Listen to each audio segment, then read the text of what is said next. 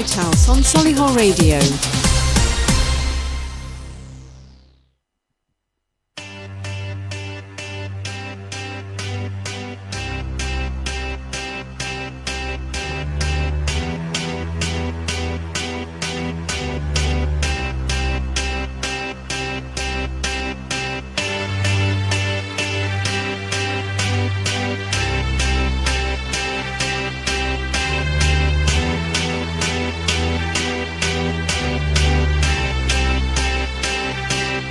I got a feeling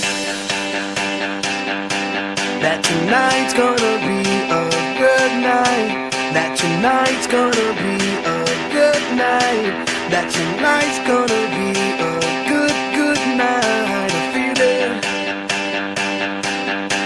that tonight's gonna be a good night. That tonight's gonna be a good night. That tonight's gonna be a good night. A feeling that tonight's gonna be a good night. That tonight's gonna be a good night. That tonight's gonna be a good night. A feeling that tonight's gonna be a good night. That tonight's gonna be a good night. That tonight's gonna be a good night. Tonight's the night, let's live it up. I got my money, let's spin it up. Go out and smash it, like oh my god. Jump out that sofa, let's kick it off. I know that we'll have a ball if we get down and go out and just lose it all. I feel stressed out, I wanna let it go. Let's go way out, spaced out and losing all control. Fill up my cup, Mazel tov. Look at her dancing, just take it off. Let's paint the town, we'll shut it down. Let's burn the roof, And then we'll do it again. let's do it, let's do it, let's do it, let's do it, and do it, and do it. Let's live it up and do it, and do it, and do it, do it, do it. Let's do it, let's do it, let's do it. Cause I got a feeling that tonight's gonna be a good night. That tonight's gonna be a good night. That tonight's gonna be a good night. A feeling that tonight's gonna be a good night. That tonight's gonna be a good night.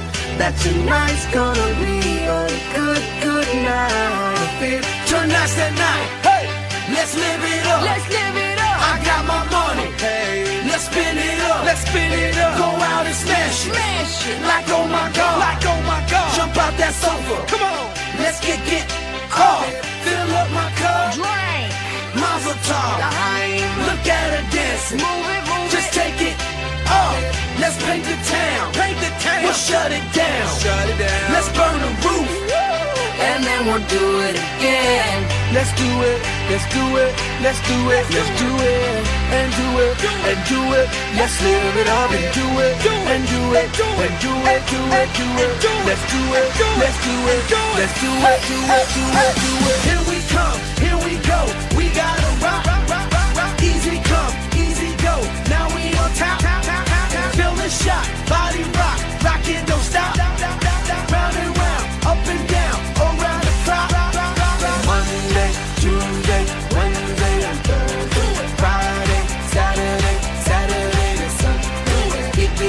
Get with us, you know what we say. Party every day, party every day, and I'm feeling that tonight's gonna be a good night. That tonight's gonna be a good night. That tonight's gonna be a good night. Feeling that tonight's gonna be a good night. That tonight's gonna be a good night. That tonight's gonna be a good night. Solihull Radio. evening. It's Tuesday night. It's me, Nick, and I'm here joining you in place of Jeff O'Brien. And yes, it's going to be a fab evening. I've got tons and tons of tune in store for you. Let me tell you about that in just a sec. But first, sort of half an hour, I'm going to spin some discs, let you know what's going on in and around Solihull. I'll also have our Knoll correspondent on the line for you. And after 7 o'clock, we've got a big chat with Stephen Rome from Thursfields Solicitors. We're going to be chatting all about disputes. But actually, it's not all about me and Stephen. It's all about you as well, the good people of Solihull. So get in touch if you can. And drop me a text, if possible, on 075 64 30 30 64. Drop me an email if you want to, studio@solihullradio.com. That's studio@solihullradio.com. If you want to give me a call on the landline, that's really easy. Drop me a call on 0121 70 40 185. That's 0121 70 40 185. But of course, if you're in the 21st century like we are, find us on Facebook, Twitter, and Instagram as well. Well, I'm going to hit you with some music now, and we're going to go straight into something very modern. It's Nicki Minaj, Starships, only on Solihull Radio. Red wine. Let's go to the beach, eat, let's go get a wave. They say what they gonna say. Have a drink, clink, found a Bud Light. Bad like me, it's hard to come by. The Patron, let's go get it down. The sound, yes, I'm in the zone. Is it 2, 3? Leave a good tip. I'ma blow all my money and don't give two. I'm on the floor. I love to dance. Don't give me more, till I can't stand. Get on the floor, like it's your last chance. If you want more, then here I am. Starships were meant to fly. Hands up and touch the sky. Can't stop 'cause we're so high. Let's do this one more time. Starships were meant to fly. Hands up and touch the sky. Let's do this one last time. Can't stop, we're higher than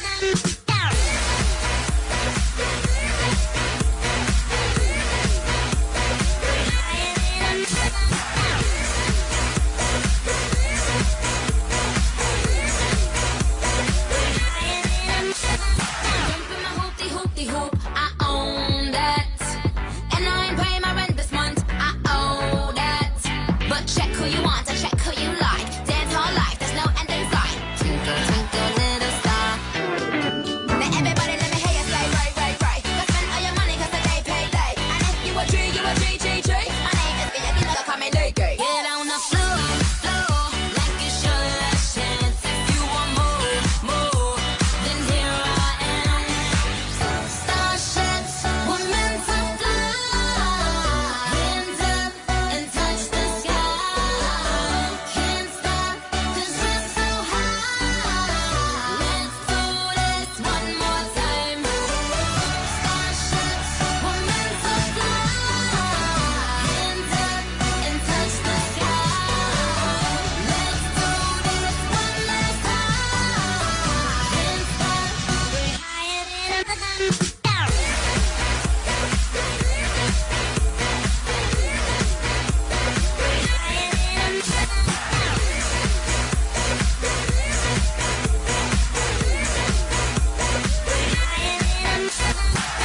Starships were meant to fly. Hands up and touch the sky. Can't stop 'cause we're so high. Let's do this one more time.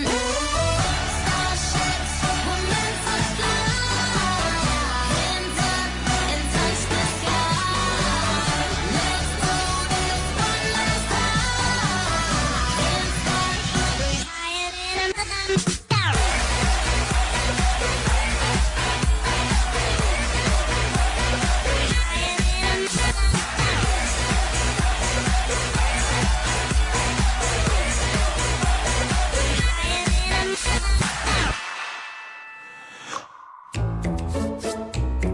Nick Whitehouse on Solihull Radio. Yes, in about 20 minutes we're going to be chatting to Stephen all about all things legal from Thursfields. If you've got a question, do get in touch with me. Drop me an email, studio@solihullradio.com. It's a good way if you want to do something detailed, or drop me a text on 075 64 30 30 64.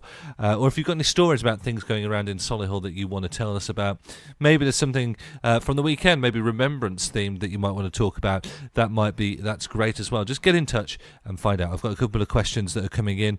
One's just come in about probate, another one about positive resolution before things get all legal. So if you've got any question, do get in touch. I'm going to play a song now from the Sugar Babes. It's Round Round.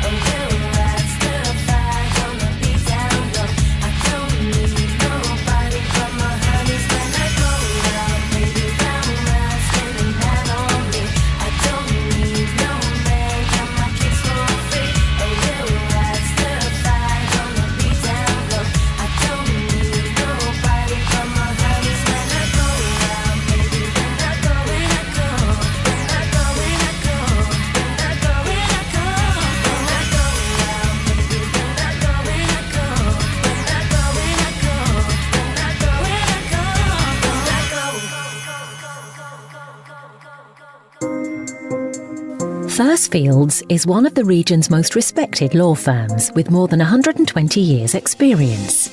Winners of the Chamber of Commerce Excellence in Professional Services Award and High Growth Business of the Year Award. We have over 150 experts working across 8 regional offices, all dedicated to finding you real solutions. Get to know us better at thursfields.co.uk.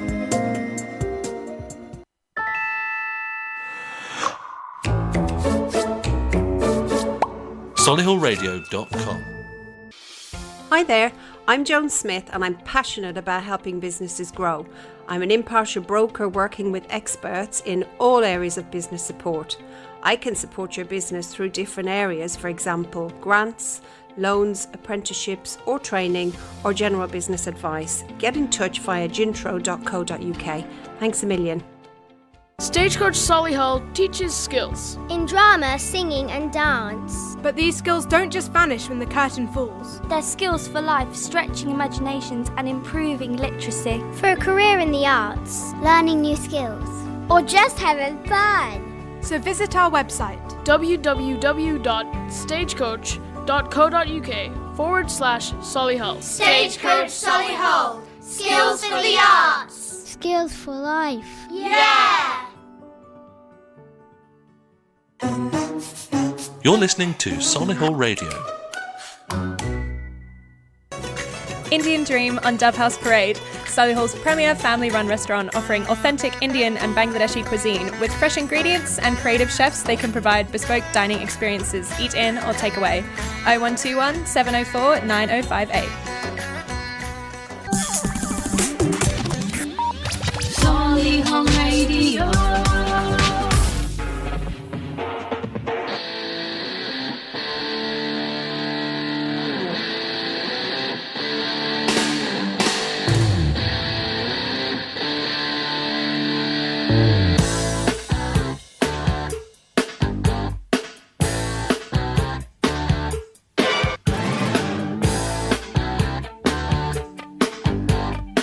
Nick Whitehouse on Solihull Radio. You always live your life, never thinking of the future. Prove yourself, you are the move you make. Take your chances, win or loser. See yourself, you are the steps you take. You, and that's the only way. Shake yourself, your every move you make. So the story goes. All around the lonely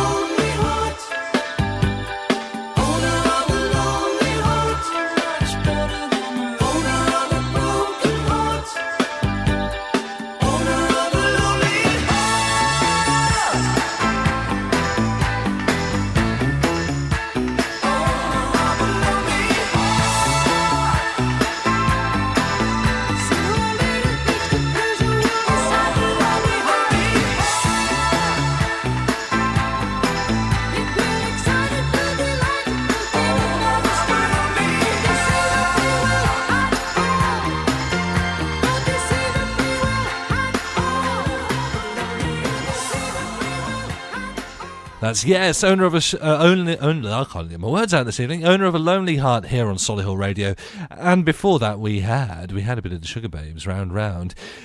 And on the line, I have the lovely Jackie calling us from deepest, darkest Knoll. It's not deep and dark there. It's lovely and warm and sunny. I'm sure it is. Oh, are you there? I am indeed, and I like the way the lovely. You've never seen me, darling. Now, if you imagine, I look a cross between Jenny Eclair and Sue Pollard. I've got that in my mind now. But I'm louder. You're louder. Have you got a cracking joke? No. No? Okay, right, okay. I don't do jokes. You don't do jokes? Have you got a bit of a laugh? I always have a bit of a laugh. Okay, that's great. Don't forget, I have short A's, being more northern, none of this laugh. So you're a good friend of Solihull Radio. Thank you very, very much. Well be, yes. And what's been happening over in Knoll? I mean, is it's normally quite a quiet place, I'm thinking, or is it not? Oh, it's all action in Knoll. And it's been a lot of action at the top end of the village by the church recently. What's been happening there? Well, Eric Lyons, the butchers, you have to go in the back door because they're having that revamped for hot food come December. When you say you have to go in the back door, it does sound like there's something slightly nefarious going on, to be honest. Well, I think there might be.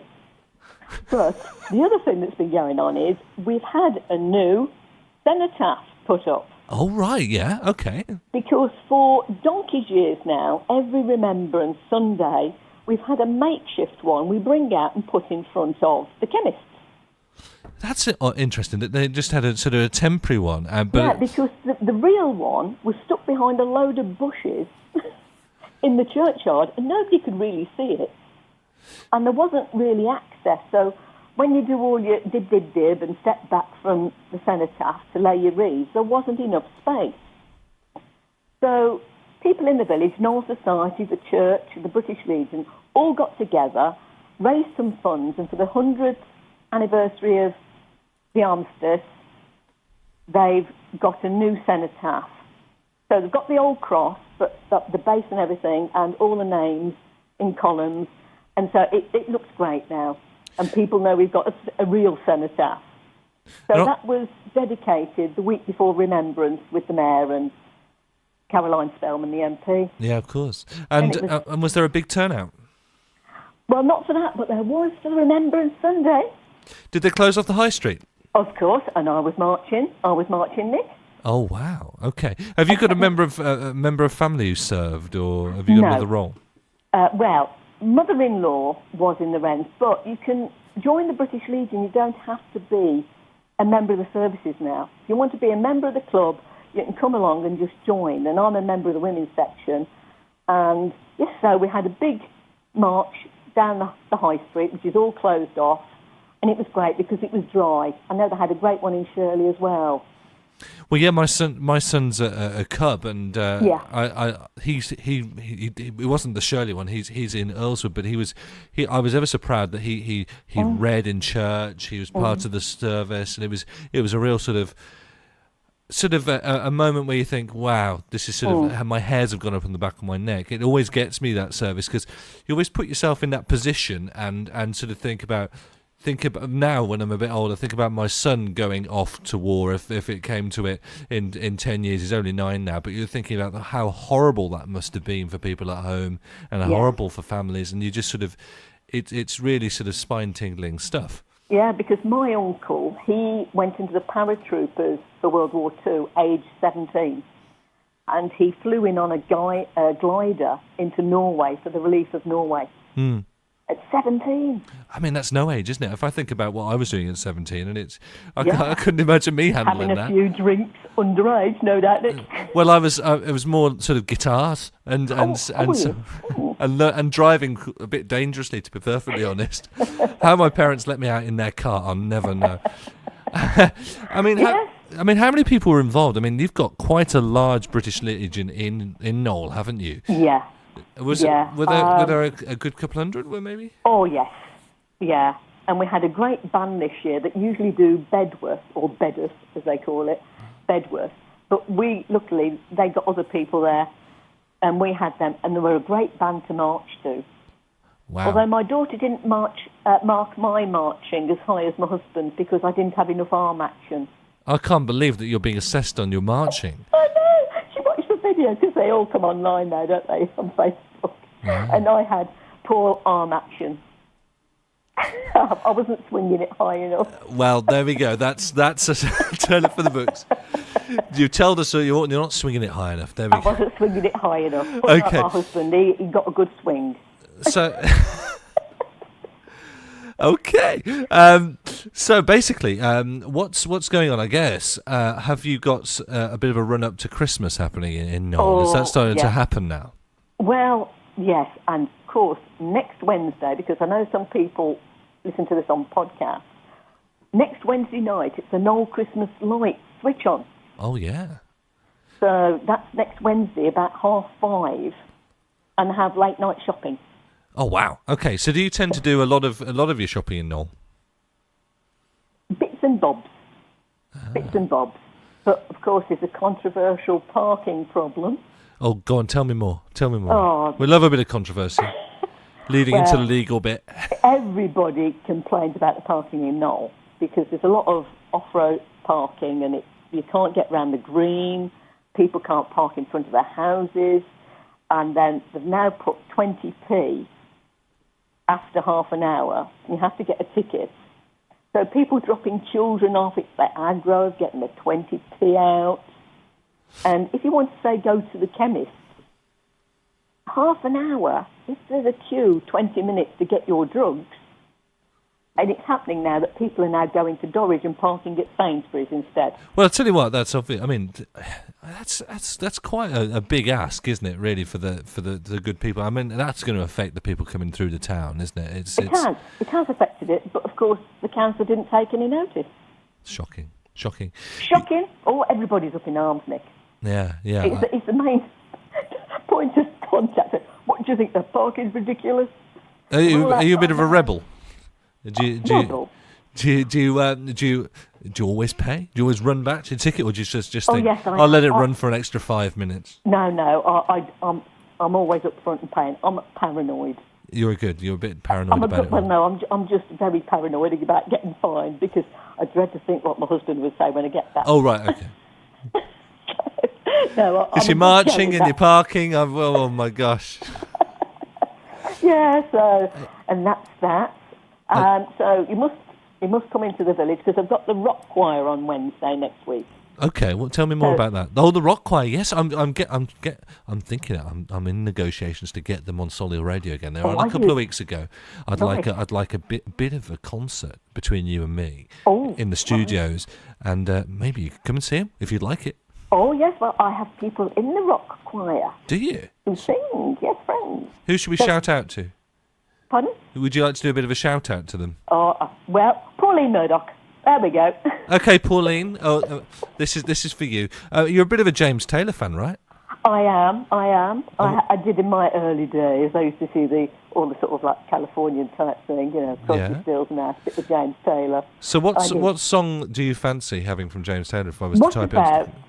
Because it was sort of Remembrance Sunday, we must think of everybody. So shower the people, you love with love. What about that? Hang on, I'm just going to type this in. Shower the people. Let's see if this comes up. There we go. There we go. Shower the people, James Taylor. Shall we have a bit of that for you now? Oh, excellent. I'll sing along. Thank you so much, Jackie. And hopefully I did an okay job in Jeff's absence. Thank you very much. Thanks ever so much. And thanks for listening. Thank you. Catch you soon. Bye.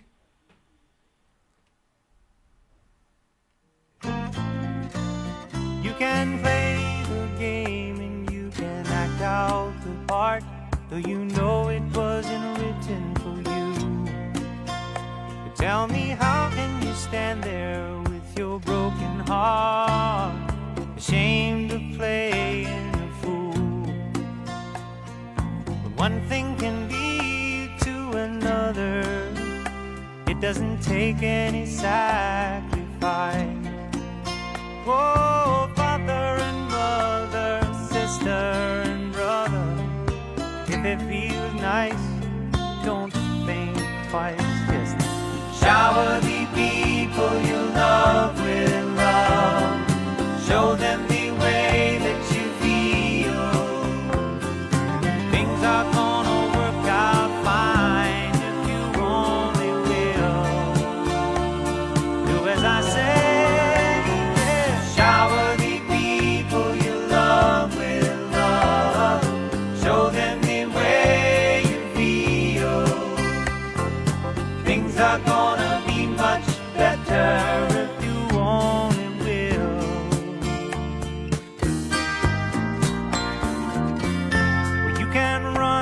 what you cannot hide. This is widely known. And what you plan to do with your foolish pride when you're all by yourself alone. Won't you tell somebody the way that you feel? You can feel it beginning to ease.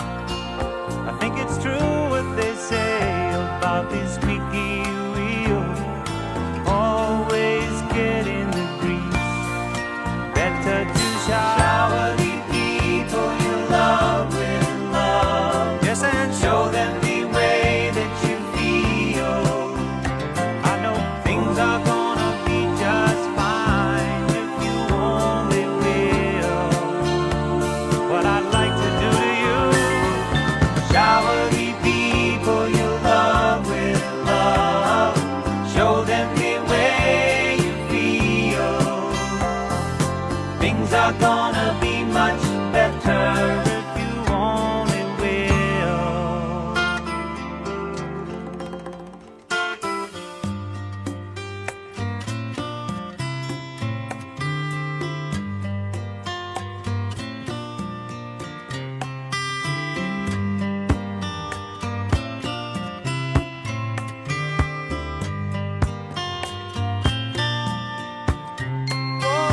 Shower the people you love with love. Yeah, show them the way that you feel. Oh, yeah. Shower the people you love with love.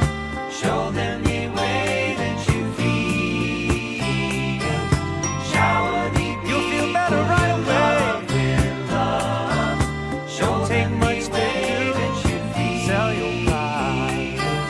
Shower the people you love with love. I say, show them the way that you feel. They say you never shower the people you love with love. They say the rain must fall that you feel.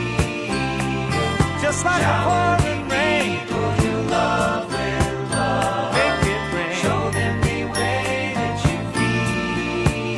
Make it rain. Shower the people you love with love. The sunshine. Oh, yes, make it rain. Shower the people you love with love. The sunshine. Show them the way that you feel. Right here. Shower the people you love. You're listening to Solihull Radio. Yes, indeed you are. My name is Nick, and we are on Solihull Radio this Tuesday evening. How have you been? Have you had a good day? Thanks for clicking in this evening. I'm joined in the studio here by Stephen Rome. Hi, Steve. How are you? Good evening, Nick. I'm very well, thank you. How are you? I'm very good. It's been a lovely day, and I'm really happy to be talking to you about all things legal. But you work for Thursfields, don't you? First of all, tell me a little bit about Thursfields if people aren't aware of the company. Okay. Well, Thursfields, I joined 6 months ago, and it's a really energetic, vibrant, creative atmosphere there. The firm is very old itself. It's probably, I think it was about 1850 it was created, but it's gone through various changes since. It was recently formed into a limited company. And it is there's about 150 employees. We're spread across 8 offices. Mainly, the main offices are in Halesowen, Kidderminster, Worcester, and here in Solihull. And most recently, our newest office is in Birmingham, where we're based in number 2 Snow Hill. So we cover a whole area of the West Midlands. The firm itself, I think, is best to describe it as a split between your traditional private clients. So we've got lawyers who will be able to advise on areas like family law, wills and probate, residential property conveyancing. And then the newest part of the business is sort of the commercial and corporate side. And one of the reasons sort of we've grown so quickly in the last 5 years. And this is a number of lawyers who've joined from quite large practices, a background like my own. And we're servicing clients in commercial property, people looking to buy, sell businesses, advising on those, and people like me who are commercial litigators. So being able to advise those same businesses and companies when they end up in disputes. So really, really exciting place to be. Wow. So what about your background? I mean, presumably you're not just brand new into it, 6 months into it. You've got a bit of a background. No, I'm slightly a bit old. I'm actually not originally from Birmingham. I was drawn to the. You were drawn to Birmingham in some way, shape, or form. Yeah, I was drawn here with a training contract with a large national firm called Rag & Co. They were probably the largest in Birmingham and one of the largest in the UK. And that was all the way in 2007. I trained there for 2 years with some really excellent lawyers there who were able to sort of bring me up to speed. And then I qualified in 2009 to join their financial litigation and insolvency team. And I had an initial 5 years of working with that team with a whole range of cases, some really interesting ones which I'll touch on a bit later on. And then in 2014 I was interviewed for an even larger firm, an international firm called Hogan Lovells, that were part of a number of large London firms are coming out to the regions to set up centres which will have a lower cost base than working in London, but be offering some really the quality work that you typically only see being based at these firms in London. So I was there for 3 years. Again, got to see some very interesting bits of litigation with some very large numbers. But then earlier this year, Thursfields, I spoke with a couple of their directors, and it was a proposition that was very interesting. I've come to the point in my career where it's all about now developing my own following, developing my own clients, and it's something that Thursfields really support with their senior lawyers. It's that they want you out there, they want you in the market, they want you speaking to people to help develop that background and following, which typically comes much later on in your career. So do people come to you for advice, or just when it goes wrong? Some of the time it is when it's go wrong. Some of the time it's good. It's what I sort of call pre disputes. So it's the possibility of an argument coming up down the line and sort of trying to see if you can get through it earlier on before it gets to the point where the lawyers are called in and they start writing overly aggressive letters to each other. Yeah. Okay, so I mean, first of all, you're primarily in disputes. Can we sort of tie that down? Because in my mind, from a layman's perspective, disputes can be over with a business and consumer law. It could be with my neighbour about a fence. Or what is your specialism? What do we talk about when we talk about disputes litigation? Okay, well, you're right to say it is absolutely broad. We're there basically to service all of the other areas of the law where things go wrong. So touching on a couple of points there, so you spoke about your consumer, and it could be something as simple as someone has bought a washing machine that is defective and the person that they purchase it of has refused to take it back. And so they're in this position of buying a dud washing machine that they either want replaced or they want their money back, and it seems that they have to go sometimes to a solicitor to seek advice on what their rights are, and then a solicitor can be involved to bring that claim. So that would be sort of like your very basic example. And then you can have something at the completely opposite end of the scale where you've got maybe a large company that has identified a finance director that might be misappropriating company funds, and there's a whole number of issues that can come up from that. There may be regulatory advice because it has to provide that information to sort of shareholders. There may be criminal advice that that the police need to be involved if it's more widespread, if they've been covering up things. There may be litigation advice. They may want to bring a claim against that director, or if there have been third parties involved looking at trying to recover those funds. And again, so there's a really wide divergence there, and with that is obviously the cost and the complexity that can come with those types of cases. But if you think, something as simple as, say, your residential conveyance, if something comes up, you've moved into the property of your dreams, it's your biggest asset, And at that point, you find out that there are some serious problems. There's pipes leaking, and that wasn't your solicitors weren't informed of that when they asked the questions about any problems with the property. And so they will come to a solicitor at that point and say, look, I've suffered a lot of damage, a lot of loss here, what can I do? And we can provide that advice to seek to recover any sort of breach of contract. So primarily, are your clients therefore largely corporations, or do you get a lot of private individuals? Well, this is the great thing about Thursfields, that we've got a mix of both. We've got everything from sort of the elderly clients who may be coming to us for advice on tax planning or estate planning. We've got, sort of, as I said earlier, your couples who will be purchasing their first property. But at the opposite end of the scale, we've got some very large companies in the West Midlands that have come to us. They've got trusted advisors within the firm. They've been advising the family business for a number of years, and we'll be able to provide them on, maybe they want to purchase a new business, or they're looking at expanding in a new property, and so we can cover that advice on commercial premises. So we cover a whole cross section of the local area. Well, let's have a little touch on some more of the cases. I've got some questions that are starting to come in now. But first of all, let's have some music quickly. You're a family man, aren't you? What sort of music? I've got a feeling that you might want to have a bit of a shout out here and a bit of a request.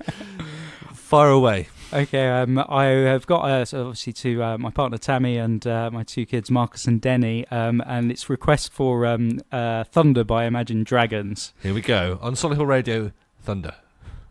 Just a young gun with a quick fuse. I was uptight, wanna let loose.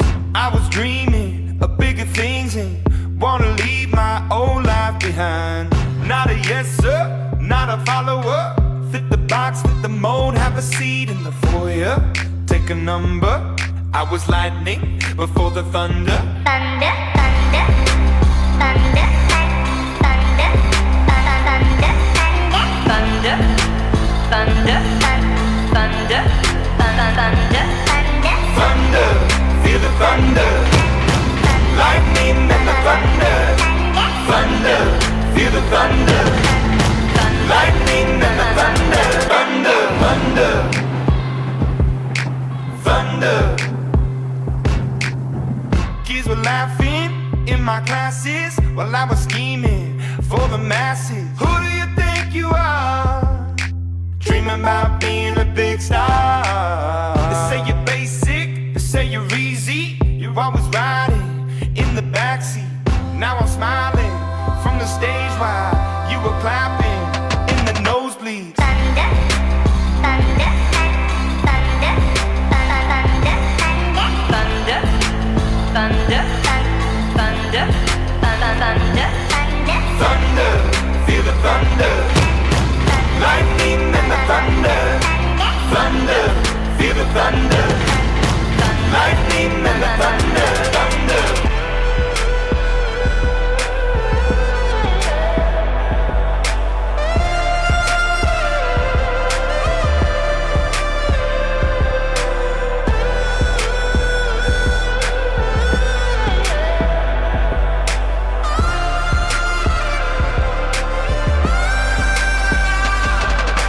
Thunder, feel the thunder. Lightning and the thunder. Thunder, thunder, feel the thunder. Lightning and the thunder. Thunder, thunder, feel the thunder. Lightning and the thunder. Thunder, thunder, feel the thunder. Lightning and the thunder. Thunder, thunder, feel the thunder. Lightning and the thunder. Thunder.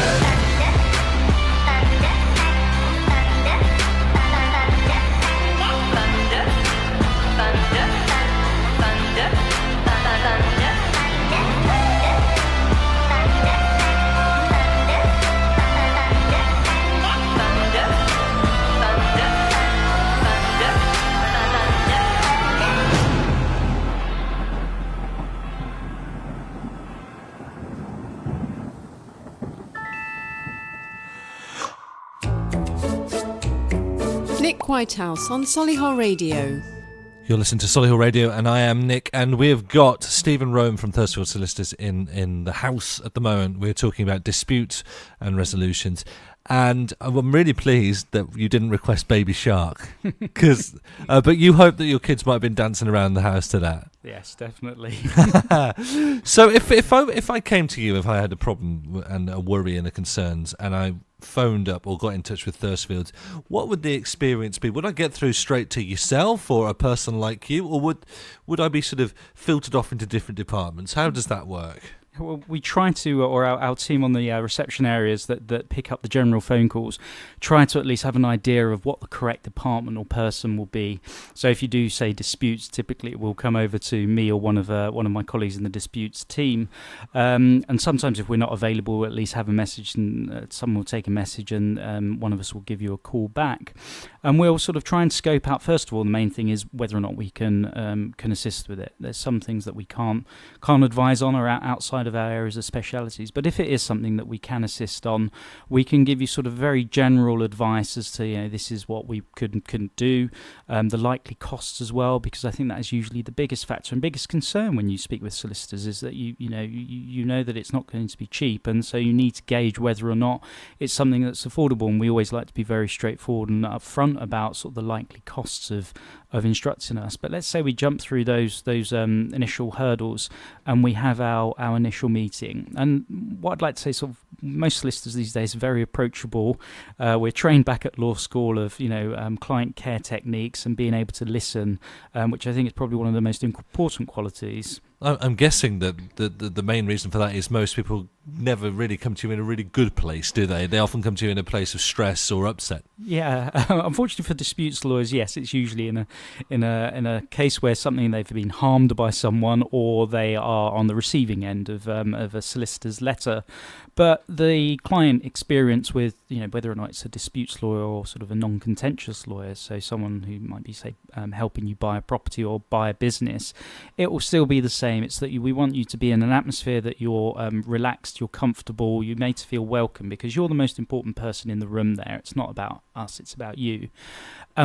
What makes any sort of relationship with the client work well is that they feel they can be open, that we don't just want the nice stuff, we want what I call the warts and all, because in my job, especially in disputes resolution, a client can tell you only half of the story, and the other half of the story will come from the other side solicitors when they respond to, if you're making a claim against their client. So I always find it important that your client is comfortable, or my client is comfortable, that they will tell me everything, including the negative aspects of their case, because then it helps give me as much as open advice as possible, because it's dealing with things like that up front that can change the tactics, the method that you adopt. You may decide to be very aggressive, but then you find out that your client may have done things that are at fault. So you may decide to balance the way that you communicate with the other side or the person that you're bringing the claim against. So do you have a sort of a standard approach or tactic that you have, or do you very much build your case, your approach around the individual problem that's presented to you? Yeah, I think it is a mix of both, really. That I think when you've been doing it for sort of a number of years, there is probably standard questions. It's a picture that you want to build up in your head. You want to understand that client's situation. You want to make that picture as accurate and as detailed as possible. So you will have questions about, when does it start? What happened? What documents are there? Do you have any of those documents available? What was said? Trying to get as an accurate recollection of what happens. But every single case will be unique. There'll be something different. And whilst there may be similarities, there may be themes from other cases that you've litigated, there will always be nuances and other things that make everything unique, which is what I've always loved about litigation. I never, before I sort of started my training contract, saw myself as a litigator, but it's something down the line. I think that's what drew me to the profession, that it's always going to be something new, something different, and the law is always changing. So do you often find that there's an outright winner, or do often they meet in the middle? Fortunately, these days, I find that it is that most disputes rarely go all the way to trial, and I think that reflects on, say, the reforms that have happened in the court system, the push to get more people to try and avoid going to trial. So I've not ended up going to trial probably for 3 or 4 years now. Really? Okay. And it's something that even from my training days, it was seen that if you had to go to trial, that was a bit of a failure on the parts of the lawyers, because when you go to trial, yes, you sort of get to sort of have the court listen to your problems and the evidence gets tested, but the ability to come to a resolution is completely taken out of your hands. It's at the judge's in the judge's hands. It's very much about him balancing the evidence that he hears from you against the evidence from the other side, the documents, and so sometimes it can be a bit of a gamble going to trial. So that's something that I think is very important about disputes, is if you can resolve it as early as possible, not only do you save the costs, but you also retain that certainty. And that I think is very important. And I suppose if it does get to that point, as you say, it's got incrementally more expensive over time, and it's gone too far at that point. Yes, definitely. And sometimes that is the problem, that once you've spent so much money in terms of your legal fees, it's almost like you need to go to trial, because if you think you can succeed at trial, you will get the result that you want, maybe the claim in damages that you've asked for, but then it's the opportunity to also recover those costs. Again, though, I always caution, yes, you might get the judgment at first instance, but then we're in appeal territory, and then it can go on and go on and on and on. Go on and on and on. So, as I say, it's much better if the parties can retain that control and come to a resolution without going to trial. And so, how long would typically a dispute last? I guess it's how it depends on the complexity, does it? Absolutely, complexity and value. So something like the small claims tract, which people probably are most familiar with. You don't necessarily need to instruct a lawyer to go down the small claims route, but that may take sort of 3 to 5 months, say, of putting in your claim, it being defended, the court arranging for an initial hearing, and then for you to turn up and put your evidence before a district judge or a deputy district judge. At the opposite end of the scale, you could be talking something that's could be a couple of years that their parties are expected to deal with what we call pre-action correspondence. So you write a letter of claim before you even start your court case, and the other side will have an opportunity to respond. And it's the purpose of that is to try and narrow the issues down so that the dispute is just on the central points. But that could take 3 months, let's say, and then you get to issuing proceedings. A 30-page claim form particulars of claim is issued. The other side, typically you would respond in, say, 28 days, but parties can agree to extend that time. And when it's a complex dispute, 30 pages, multiple points of law, you could agree sort of 2 months, say, before a defence is filed. And then you've got to allocation, disclosure. For example, if you're working on a case with, say, 2 million documents, you're talking 6 to 8 weeks of disclosure, and then witness statements. And so that's what I say. It's very easy to be looking at sort of a 2-year timetable. And the courts, they're absolutely backed up with cases that you can, have difficulties in finding, say, a 15-day trial timetable. Well, of course, you'd need to find that window, wouldn't you? Yeah. And you've got to find that time in between all of the other criminal investigations, I guess. Yeah, or if you're dealing with something, one of those cases I spoke about where there's multiple points to take on. So yeah, there are difficulties, and during even litigation, there may be applications that crop up. There may be additional evidence that you need to obtain that may be a reason that you need to vacate a trial because new things have come to light, which could completely change the tactics of the litigation. So yeah, it can be quite a long period of time. So is there a case that sticks out in your mind as being particularly memorable to you guys?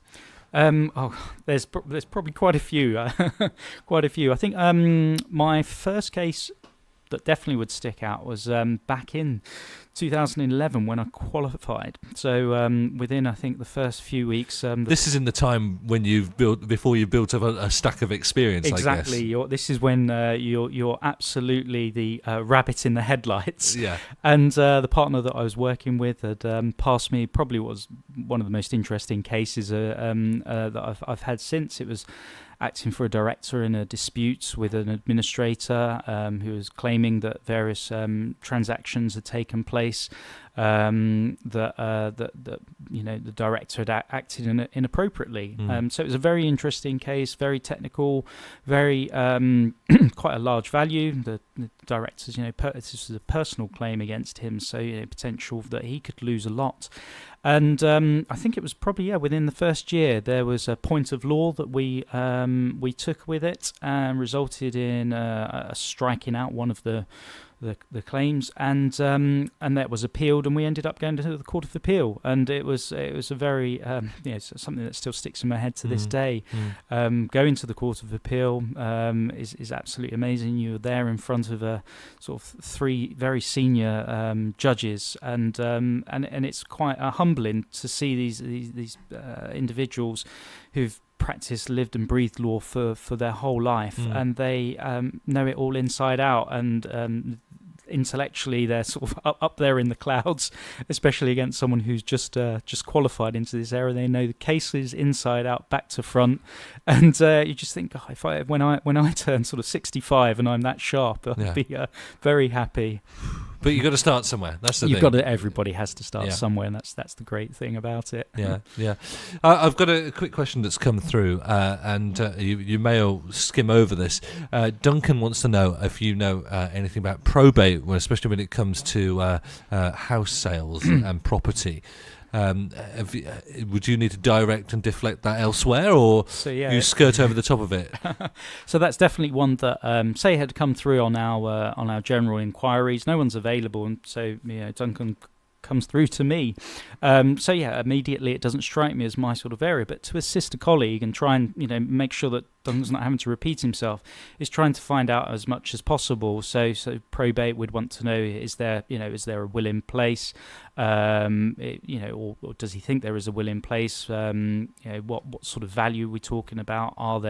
Is there anyone that's making a claim that may not have the benefit of the will, or be named as a beneficiary within the will? And it's gathering as much information as possible so that it could be passed to one of my colleagues, who can then pick up the phone, and it's an area that they deal with day in, day out. I guess this is one of those things that would sometimes it must be difficult to put things into different categories, because obviously you must have probate, but then disputes within that. So would you have 2 people come into play from your team, or would someone in the probate team be able to deal with all of that? No, typically you probably have it will be one person that would deal with it. So if it's a dispute, so I could probably give an example quite recently of 2 people who owned a property, and one of them had passed away, and there was a claim for by the survivor, what we call the survivor, so the other co-owner, for 100%. But because the individual they were unmarried, so the individual had passed away and he didn't have a will in place, so his interest in that property passed to his next of kin, which would have been his children. So there we were potentially faced with a situation of conflict, that one co-owner thought they were entitled to everything, and the children were obviously saying, well, no, we would be entitled to our father's share. So you do, you sometimes you will get that dispute situation, but other times it'll be, a family member has passed away and we know he's got a will. Can you now help us deal with sort of the next steps? And that one, it probably fits squarely within a non-contentious colleague's area, something that they will deal with and be very familiar with. Yeah. Well, thank you very much. Got another couple of questions, more things to talk about. We're going to have some music now. We're going to have a bit of Drake featuring Rihanna and Take Care.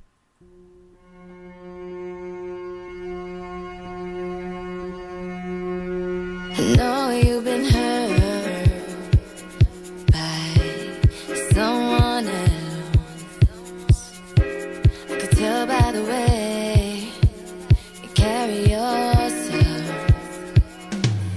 If you let me, here's what I'll do. I'll take care of you.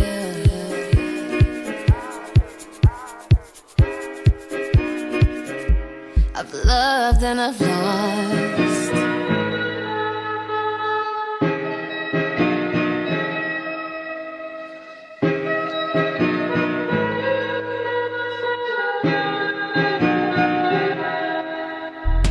I've asked about you and they told me things, but my mind didn't change.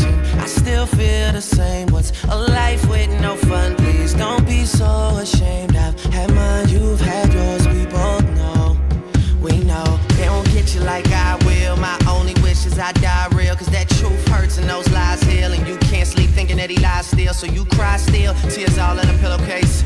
Big girls, I'll get a little taste, pushing me away so I give her space, dealing with a heart that I didn't break. I'll be there for you, I would care for you. I keep thinking you just don't know. Trying to run from that, say you're done with that. On your face, girl, it just don't show. When you're ready, just say you're ready. When all the baggage just ain't as heavy and the party's over, just don't forget me. We'll change the pace and we'll just go slow. You won't ever have to worry.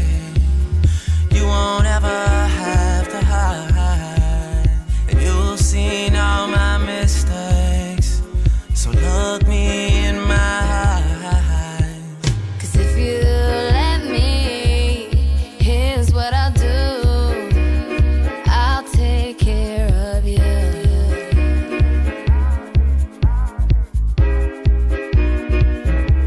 I've loved and I've lost.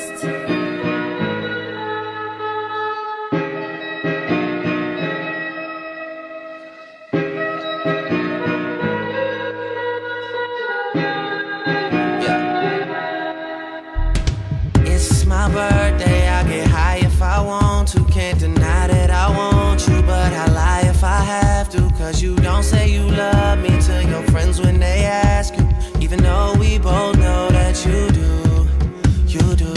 One time, been in love one time. You and all your girls in the club one time. Also convinced that you're following your heart, cause your mind don't control what it does sometimes. We all have our nights though, don't be so ashamed. I've had mine, you've had yours, we both know. We know you hate being alone when you ain't the only one. You hate the fact that you bought the dream when they sold you one. And you love your friends, but somebody should've told you something to save you. Instead they say, tell me I don't care if you hurt. I don't tell you you don't care if you're true.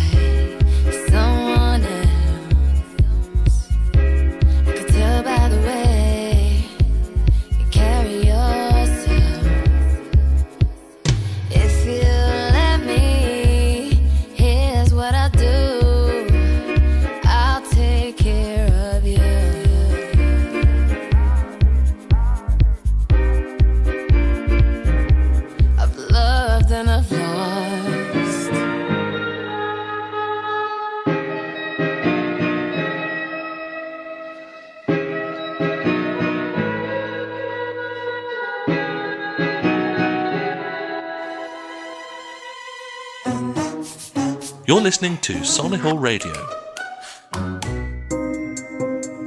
Thursfields is one of the region's most respected law firms with more than 120 years' experience. Winners of the Chamber of Commerce Excellence in Professional Services Award and High Growth Business of the Year Award. We have over 150 experts working across 8 regional offices, all dedicated to finding you real solutions. Get to know us better at thursfields.co.uk.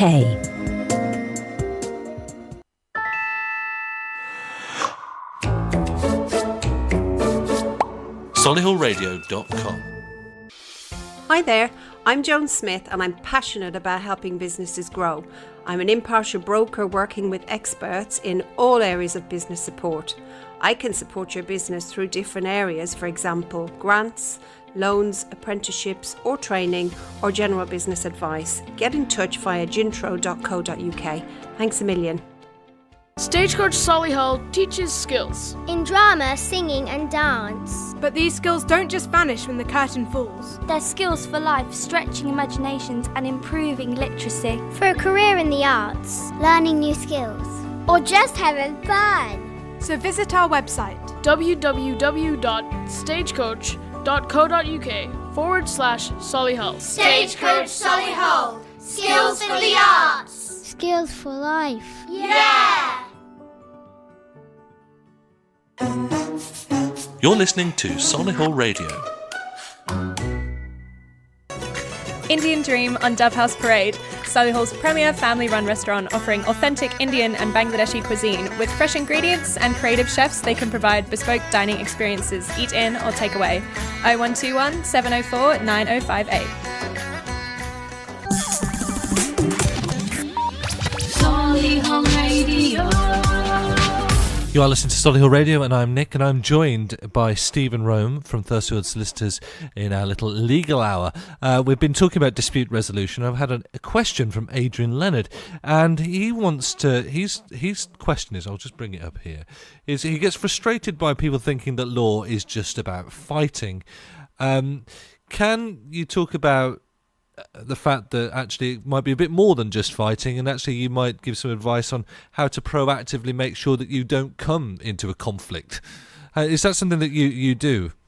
Yes, definitely. It's something that I probably come across most times of the week, that two parties for one reason or another have fallen out. What may be, say, a business relationship or a social relationship. Your friend has lent you you've lent him some money, and he's not paid it back, and you're not getting anywhere. And yeah, sometimes it's just, you've tried your best and you've sought to resolve it yourself.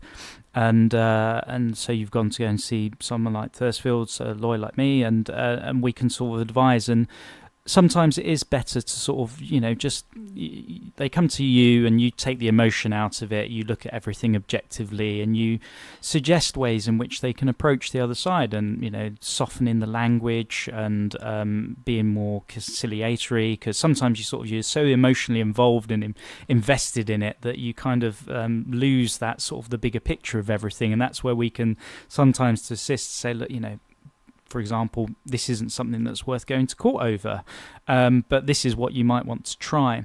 Another techniques is something, if, for example, the direct communication or the communication between the lawyers isn't getting anywhere, is looking at methods like mediation.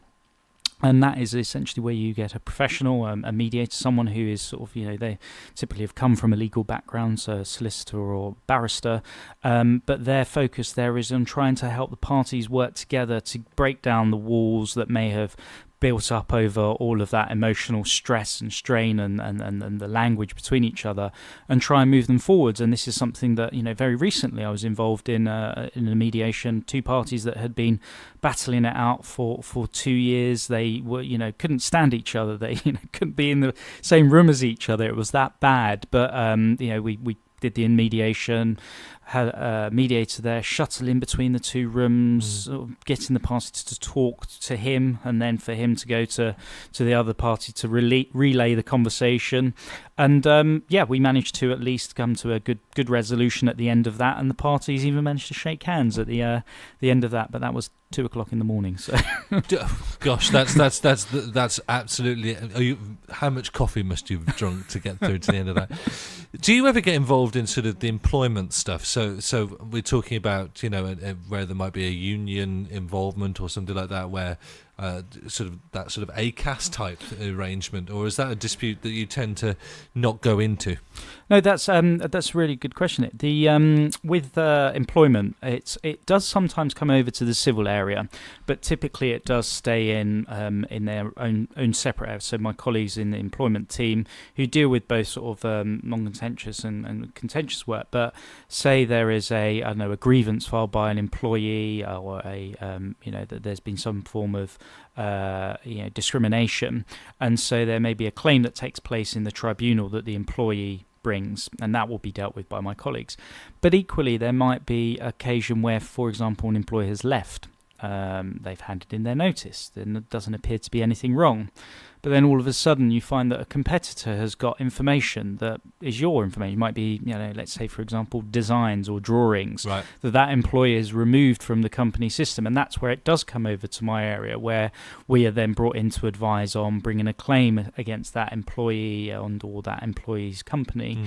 And sometimes you need to act very quickly. For example, if, if it is something as serious as intellectual property, you may need to rush out and get an injunction. We're talking about things like might be copyrighted designs. Exactly. And things like that. Yeah, exactly. Or a video game that you've been developing, but the employee has taken the code for it over to their new employer, and so those areas are something that will end up coming over to the civil side, and those are proceedings that are brought in the court rather than in, say, the employment tribunal.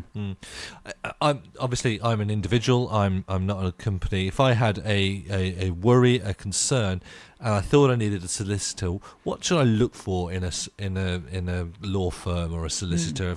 There's a myriad of choice, isn't there? What should I look for? Oh, there's absolutely. It's sort of a market that's very saturated. You've got, your choice from your traditional high street to a boutique firm that might only do one specific area but do that really well, to sort of the large, national or international law firms and the a whole team of people running a department. So there's definitely a lot of choice there.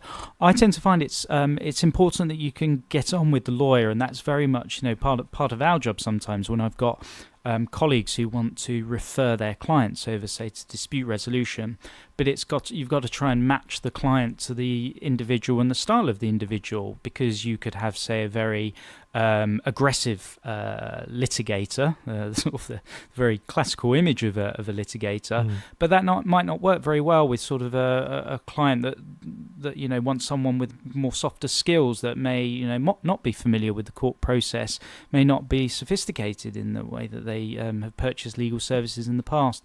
And so I think it's sort of, you want to pick someone, especially if you're going to be involved in litigation that may take up to sort of a year, someone that you can work with. The solicitor is a trusted advisor. As I say, it's very important that they can speak to the client, they can get on with the client. And that's what I really enjoy about with my clients. It's the ones that when they ring you sort of, it's like speaking to a friend, albeit it's a client, but the conversation is so natural and there's no difficulties, and they're very if they think there's a problem, they're straight away they want to speak to you first, because they know that you're there to help them and assist them with that. Because they're very vulnerable at that point, so that they need someone they can rely on. Is that why I would want to go to Thursfields as opposed to anybody else? I mean, have you got that breadth of individuals that you can link up with and build a relationship with? Yeah, I think certainly with Thursfields, and again with the other firms that I've worked with in the past, that law firms try to attract a certain type of individual to the culture that the firm is selling to the purchasers of legal services. And it's something that struck me within my first week, is that whilst yes, I've got colleagues who deal with business sales or property purchases or leases, there's this sort of friendly culture that everyone has time for each other, that it's not the chase to get the billable hours in and earn the fees. It's the I've got a bit of a problem on this, can I just have a quick chat about, and knowing that you're not going to have a timer ticking so that their client's going to get charged. It's that sort of atmosphere that I think is very important within any firms. You're at work, especially in law these days, it's very long hours, so it's being around people that can support you. It can be a very tough career at times with deadlines and stresses, and so being in that collegiate environment is very important. So should I ever at any point use Google for my legal advice? I think Google should be used with as much caution as possible, and certainly sort of these days you will have clients that will have Googled their problem, and they will get a good feel for what's going on. And it's certainly, it's a good starter, but the important thing is that sort of the lawyer is there to be able to, they have done this for years and years, and there are always nuances and certain types of law especially that are very technical, that a Google will not be able to provide an answer. And sometimes, even a solicitor may not be able to provide the answer up front, that there are individuals that will spend their whole life on one very unique aspect of the law, and they're the people to go to when that sort of problem comes up, which Google will never be able to replace. I guess it's always a minefield, isn't it? I guess you always need to speak to a specialist. Now, something I'm very mindful to touch on is you're not just a firm of solicitors. You do a whole wide range of other things as well. What's some of the other things that Thursfields get into? Yeah, well, I think it's very, very important, and you get this across a lot of law firms these days, is that, we're not just about advising on law now, that we're very involved in the community in supporting other organisations. So, for example, previously I've been involved with Birmingham Children's Hospital, who looked after my son when he was seriously ill a few years ago. So things like going into the wards at Christmas and decorating them. I've run several half marathons, and I ran the Birmingham Marathon last year, and again that was raising money for the Children's Hospital or other charities. Also, pro bono, I think, has become very important to law firms these days. It's that sort of giving back to people who aren't able to pay for specialist advice. So I've been involved, for example, in advising victims of human trafficking that have been brought in, illegally into the country, have managed to escape sort of the situations that they're in, and then have brought claims for criminal injuries compensation. So law's become a lot more about sort of giving back to the community rather than sort of just the traditional idea of they're just there to do sort of legal advice and that's it, and not helping. I mean, human trafficking and modern slavery is something that's been very much in the press in Solihull of late, with car washes and things like that going on. Is that something that you guys have been involved in particularly, or is that something that you're just aware of in the area? It's something that the pro bono work has been carried out by various firms, and certainly I'd be able to steer people to those organisations that specialise it, and then what those organisations will do, they'll reach out to other law firms that have signed up to pro bono initiatives to advise on that area, and then they'll sort of match them if things all working well. I think Black Country's Women Aid, for example, they were referrers for us. So it is getting involved. Thursfields has been involved in several other community projects as well, and it's really helpful to sort of feel that you're doing something for the local community. Yeah, it's a good buzz. We're going to chat a bit more to Stephen in just a minute. We're just going to play a bit of Jess Glynn and Rather Be.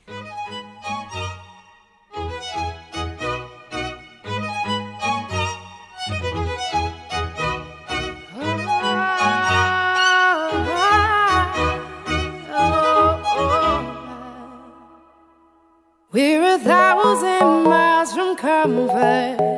We have traveled land and sea, but as long as you are with me, there's no place I'd rather be. I would away forever, exalted in the sea, as long as I am with you, my heart continues to beat. With every step we take, Kyoto to the bay, strolling so casually. We're different and the same, gave you another name, switch up the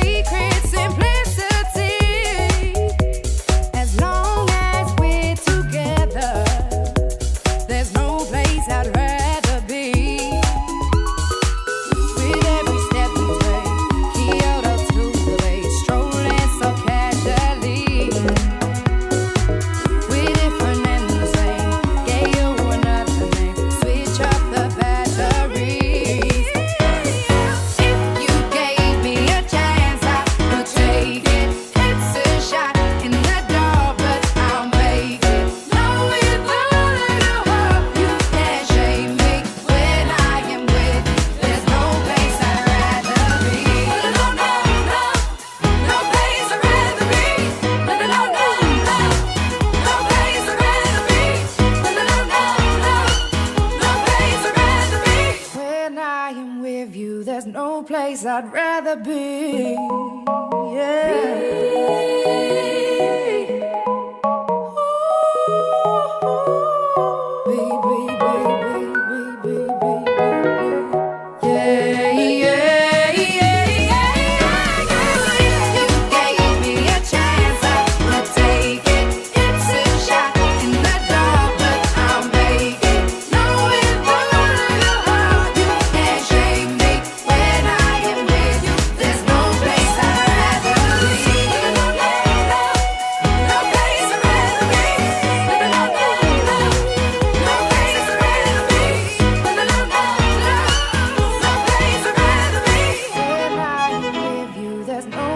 I'd rather be. Nick Whitehouse on Solihull Radio. I'm sure there's no place you'd rather be than Solihull Radio with me, Nick, and I'm chatting to Stephen Rome from Thursfields Solicitors.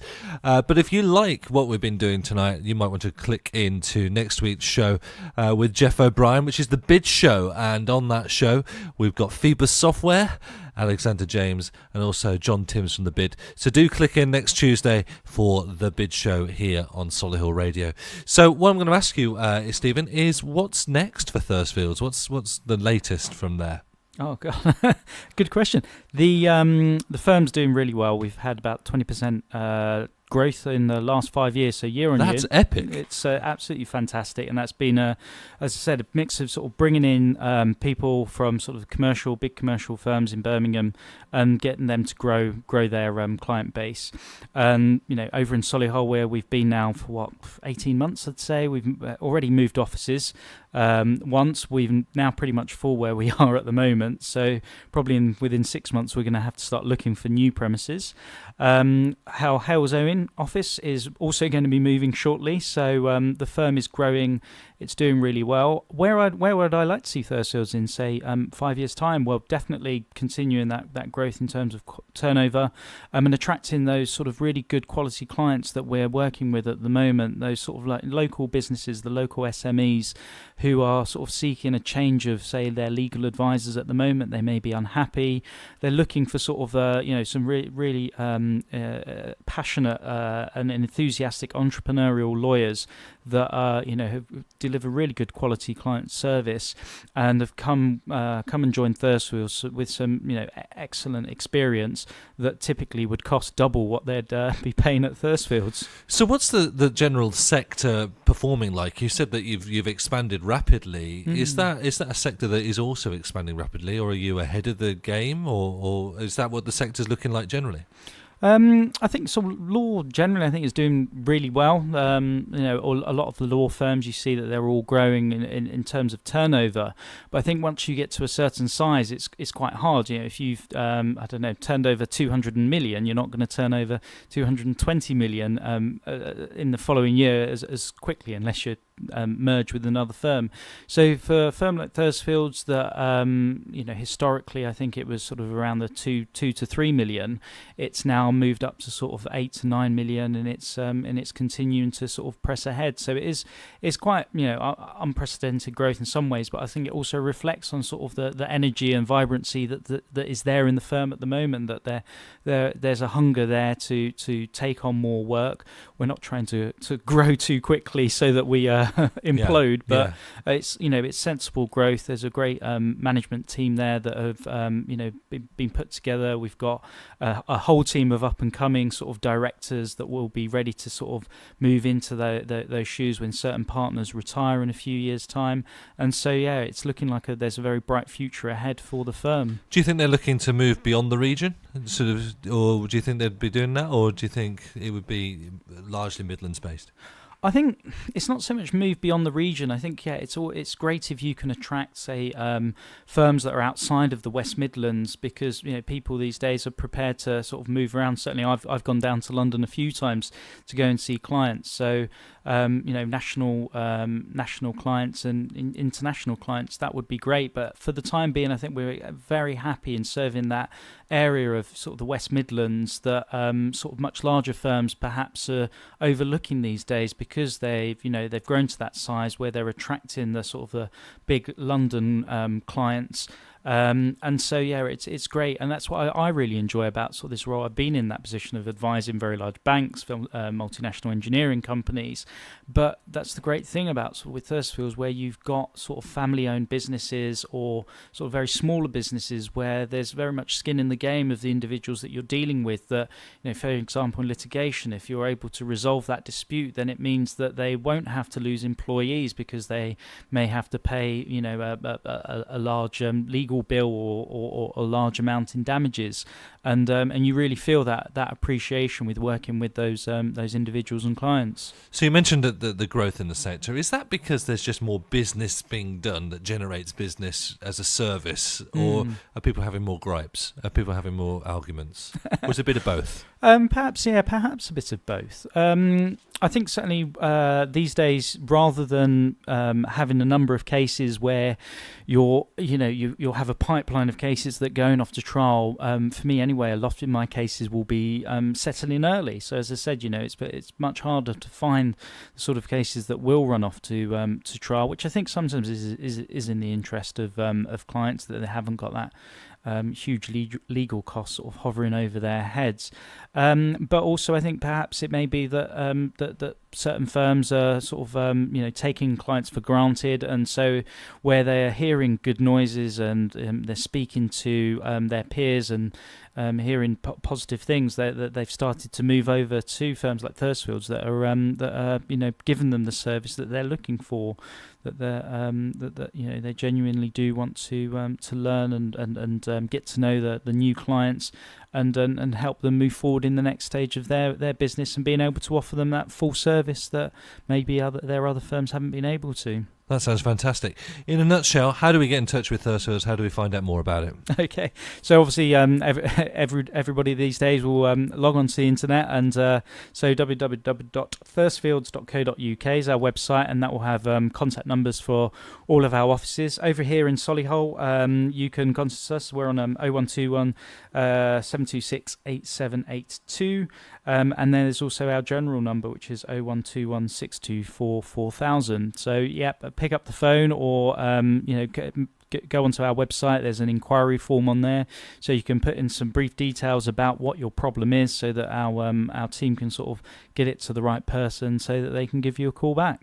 Stephen, it's been an absolute pleasure. I hope you've enjoyed being here. We've enjoyed having you here on Solihull Radio, and thank you very, very much. No, thank you, Nick. Cheers. No problem at all. This is for Poppy. This is Megan Trainor, all about that bass. Because I'm all about that bass, no trouble. I'm all about that bass, no trouble. I'm all about that bass, no trouble. I'm all about that bass, bass. Yeah, it's pretty clear, I ain't no size 2, but I can shake it like I'm supposed to do. 'Cause I got that boom boom that all the boys chase, and all the right junk in all the right places. I see the magazines working out Photoshop. We know that shit ain't real. Come on now, make it stop. If you got beauty, just raise them up. 'Cause every inch of you is perfect from the bottom to the top. Yeah, my mama, she told me don't worry about your size. She says boys like a little more booty to hold at night. And no, I won't be no stick figure silicone Barbie doll. So if that's what you're into, then go ahead and move along. Because I'm all about that bass, no trouble. I'm all about that bass, no trouble. I'm all about that bass, no trouble. I'm all about that bass. Hey, I'm bringing booty back. Go ahead and tell them skinny bitches that. No, I'm just playing, I know y'all think you're fat, but I'm here to tell you, every inch of you is perfect from the bottom to the top. Yeah, my mama, she told me don't worry about your size. She says boys like a little more booty to hold at night. And no, I won't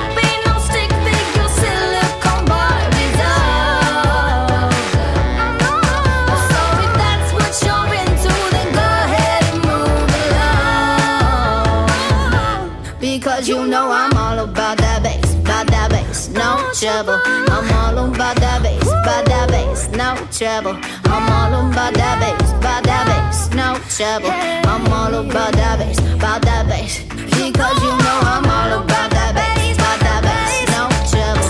I'm all about that bass, no trouble.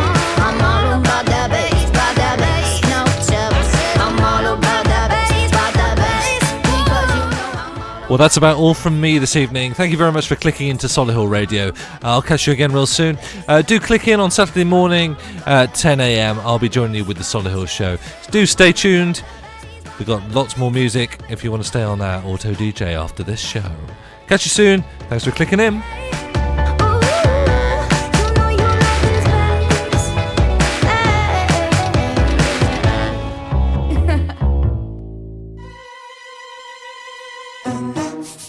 You're listening to Solihull Radio.